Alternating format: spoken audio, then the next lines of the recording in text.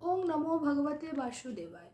শ্রীমদ্ ভগবদ গীতা 2য় অধ্যায় সাংখ্যযোগ 19 নম্বর শ্লোক। য এনম বেত্তি হন্তারম য চ এনম মন্যতে হতম উভৌ তৌ ন বিজানীত নয়ম ন অয়ম হন্তি ন হন্যতে।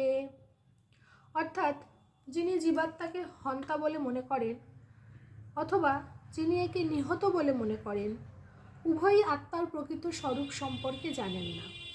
কারণ আত্মা কাউকে হত্যা করে না এবং আত্মা কারো দ্বারা নিহতও হয় না। 20 নম্বর শ্লোক। ন জায়তে ম্রিয়তে বা কদাচিৎ ন অয়ং ভূতা ভবিতা বা ন ভূয়ঃ অজো নিত্য শাশ্বত অয়ং পুরাণো ন হন্যতে হন্যমানে শরীরে। অর্থাৎ আত্মার কখনো জন্ম বা মৃত্যু হয় না। আত্মা পুনর্পুনর তার উৎপত্তি বা বৃদ্ধি ঘটে না। তিনি জন্মরহিত, নিত্য, শাশ্বত এবং পুরাতন হলেও চিরনবীন। শরীর নষ্ট হলেও আত্মা কখনো বিনষ্ট হয় না। শ্লোক নম্বর 21। বেদ অবিনাশিনাম নিত্যম য এনম অজমব্যয়ম কথম সঃ পুরুষো পার্থ কম ঘাতয়তি হন্তি কম।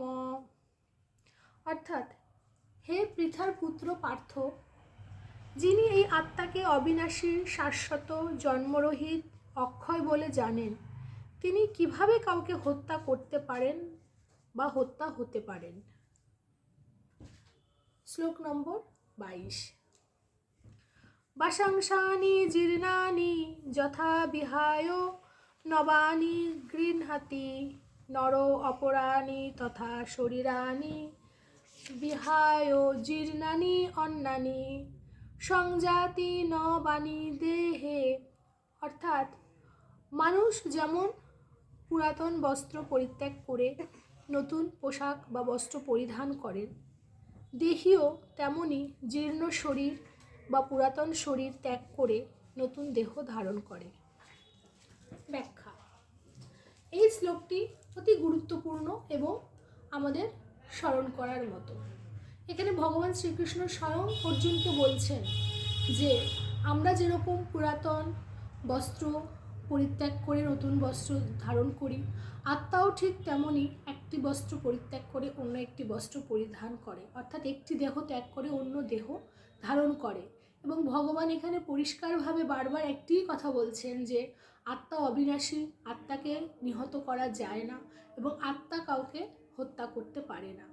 কিন্তু এটিও উনি বারবার মনে করিয়ে দিচ্ছেন যে এই দেহ নশ্বর, অশাশ্বত এবং এই দেহ বিনাশ অবশ্যম্ভাবী।